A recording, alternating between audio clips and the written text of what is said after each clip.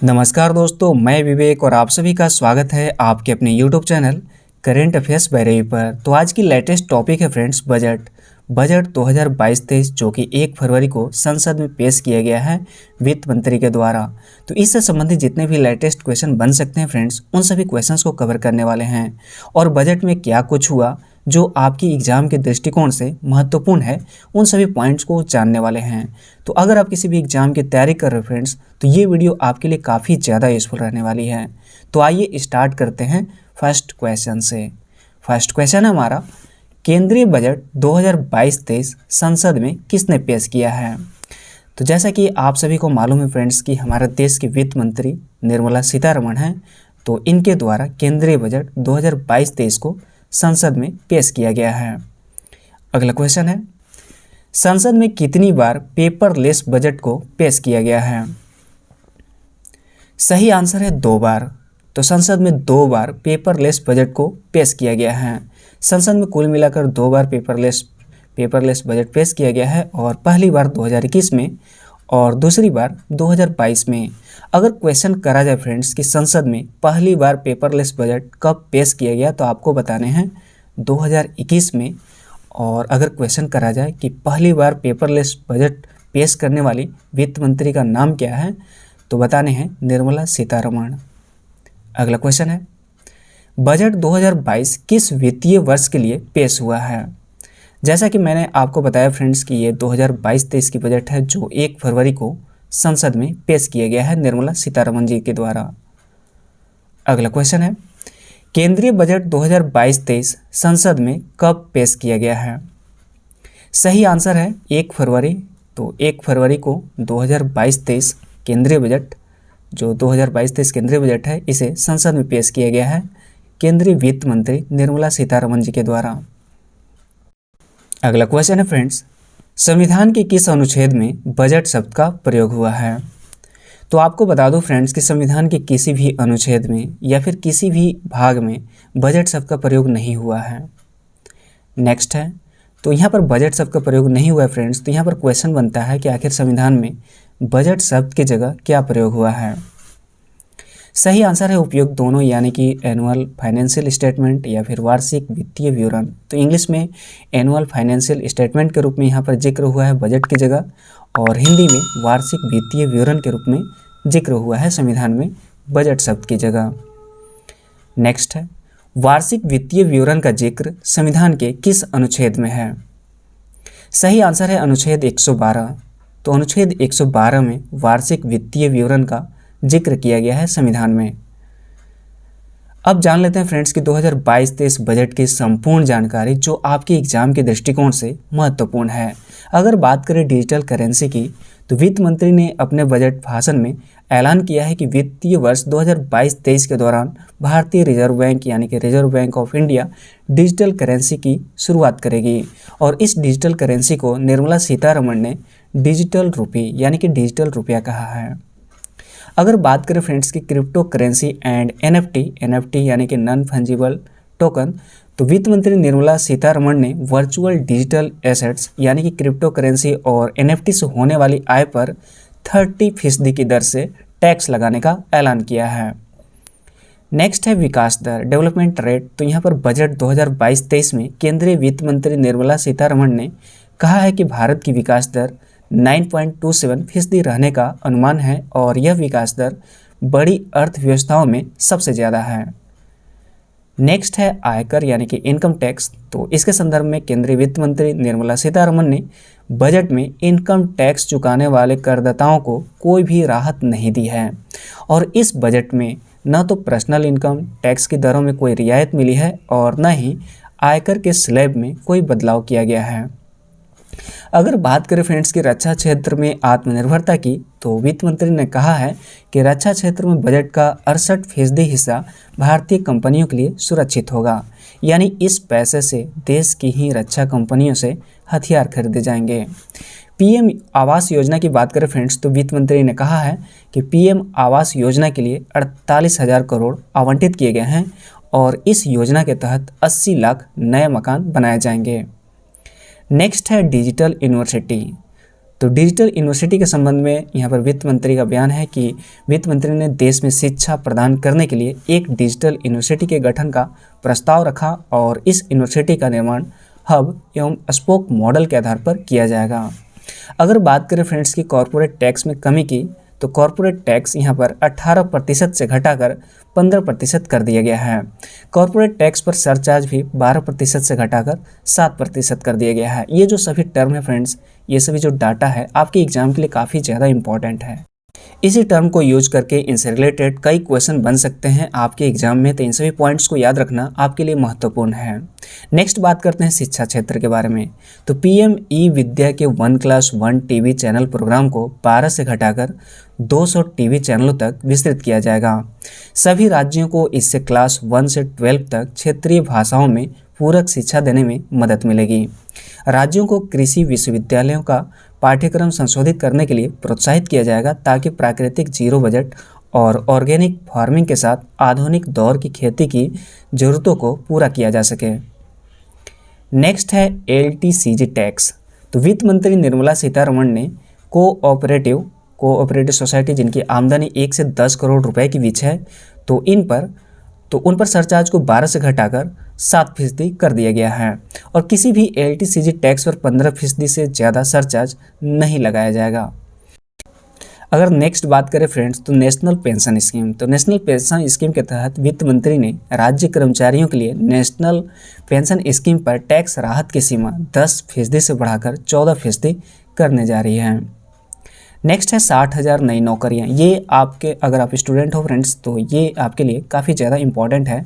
तो वित्त मंत्री निर्मला सीतारमण का कहना है कि PLI स्कीम को अच्छी सफलता मिली है और इससे अगले 5 साल में 60 लाख नई नौकरियां पैदा होने की संभावना है।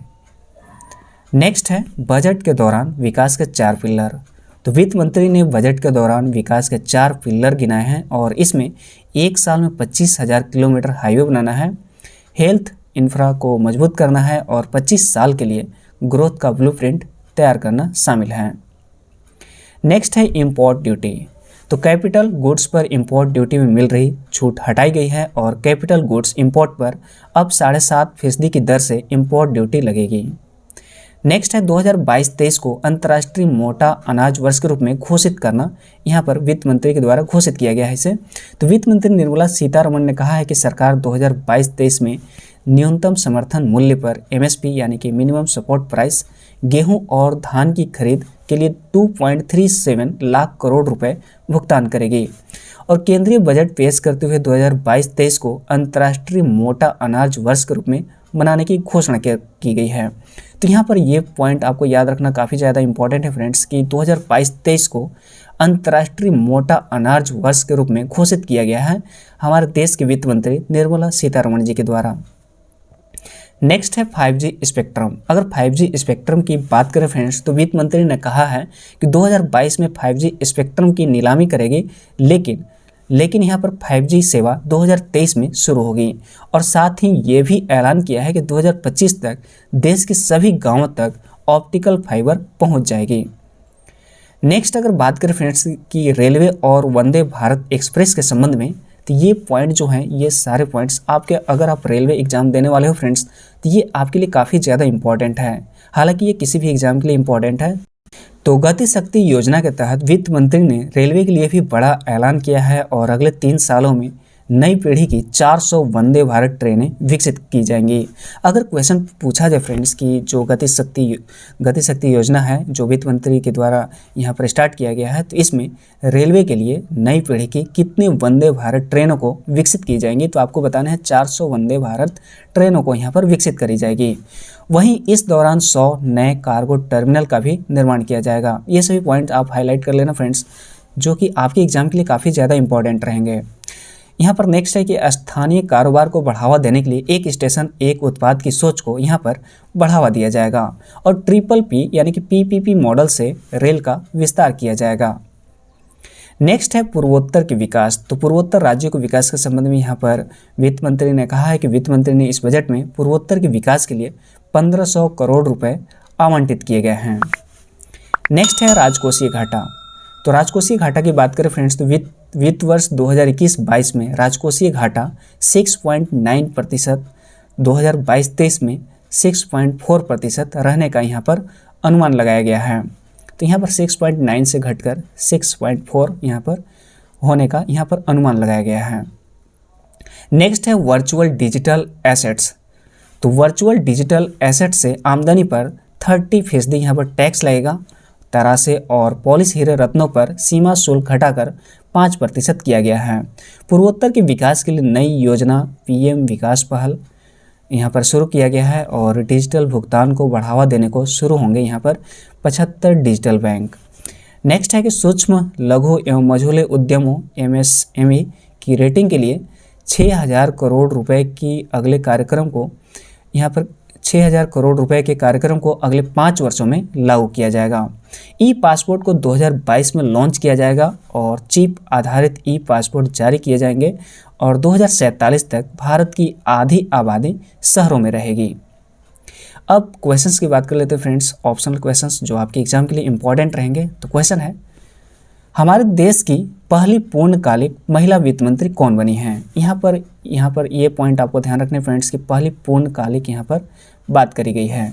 तो पहली पूर्णकालिक महिला वित्त मंत्री निर्मला सीतारमण है, जो कि वर्तमान में भी यहाँ पर वित्त मंत्री हैं भारत देश की। अगर यहाँ पर पूर्णकालिक नहीं रहे फ्रेंड्स तो आपको बताने हैं इंदिरा गांधी। नेक्स्ट है यहाँ पर, हालांकि वही क्वेश्चन है यहाँ, हमारे देश की पहली महिला वित्त मंत्री कौन है? तो जब पहली पूछा जाए तो बताने हैं इंदिरा गांधी, और अगर पूछा जाए यहाँ पर पहली पूर्णकालिक महिला वित्त मंत्री तो बताने हैं निर्मला सीतारमण। अगला क्वेश्चन है, बजट में क्या होता है? चूँकि यहाँ पर बजट की बात करी गई फ्रेंड्स तो यहाँ पर क्वेश्चन बनता है कि आखिर बजट में होता क्या है? तो इसका आंसर हो जाएगा उपर्युक्त सभी, यानी कि सरकार की आमदनी और प्रस्तावित योजनाओं पर होने वाले खर्च का विवरण बजट होता है।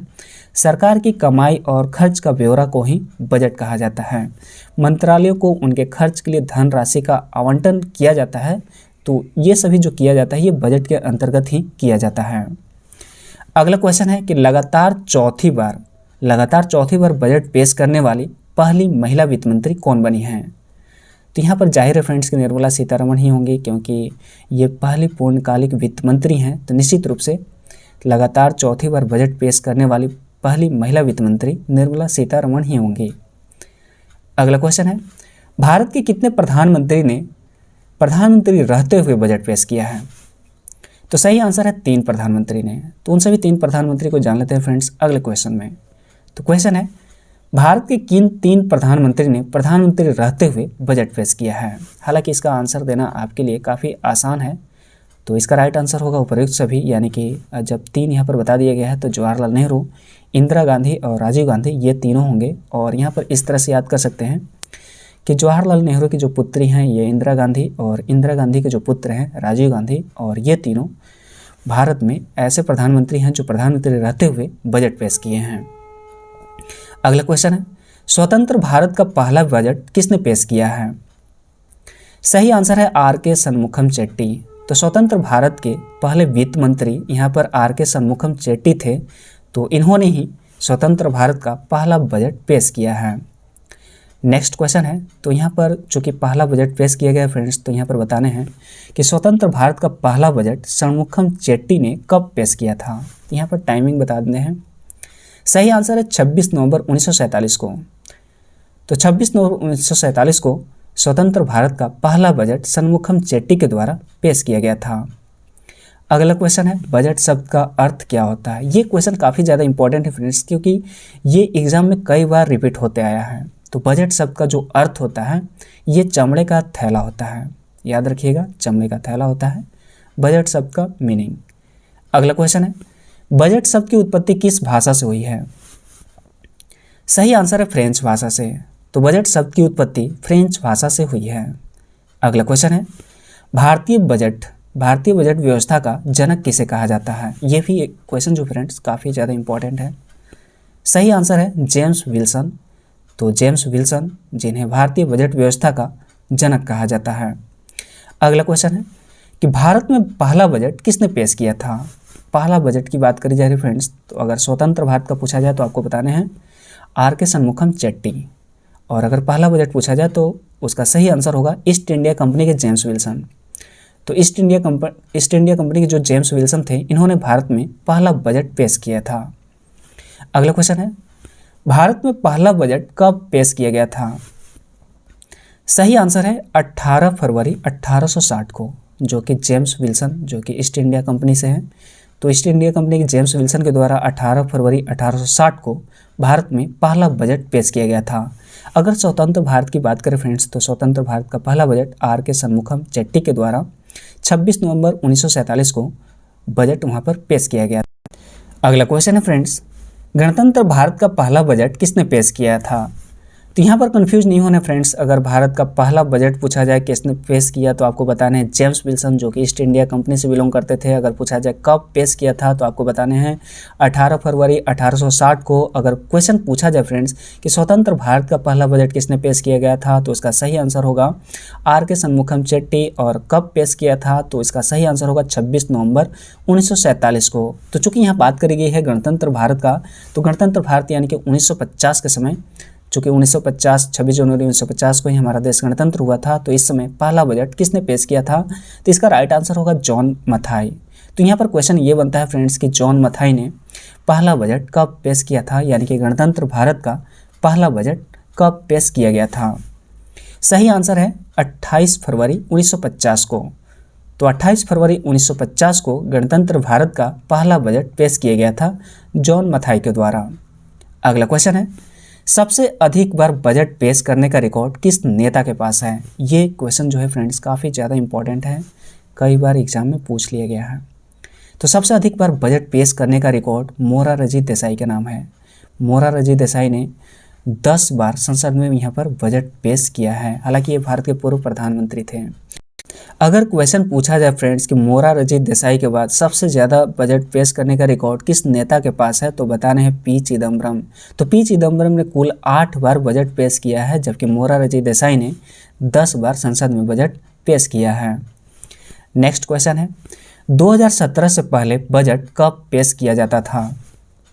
सही आंसर है फरवरी के अंत में। तो फरवरी के अंत में 2017 से पहले बजट पेश किया जाता था।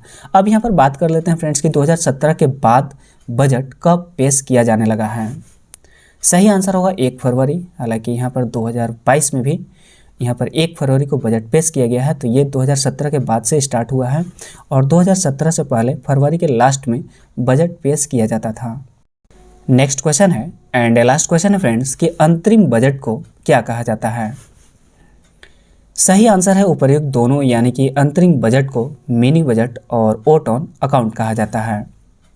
उम्मीद करता हूं फ्रेंड्स कि ये वीडियो आपको पसंद आई होगी, क्योंकि इसमें बजट से संबंधित जितने भी लेटेस्ट क्वेश्चन बन सकते थे उन सभी क्वेश्चंस को कवर करने की कोशिश करी है हमने। और जितने भी टर्म थे फ्रेंड्स जो परीक्षा उपयोगी, जो आपके एग्जाम के लिए इम्पॉर्टेंट थे, उन सभी टर्म को भी बताने की कोशिश किया है। तो अगर ये वीडियो आपको पसंद आई हो तो निश्चित रूप से एक कमेंट जरूर करें, ताकि हम मोटिवेट हो सकें आपके समक्ष और भी अच्छे सेशन प्रस्तुत करने की। मिलते हैं नेक्स्ट वीडियो में। Thanks for watching and wish you all the best.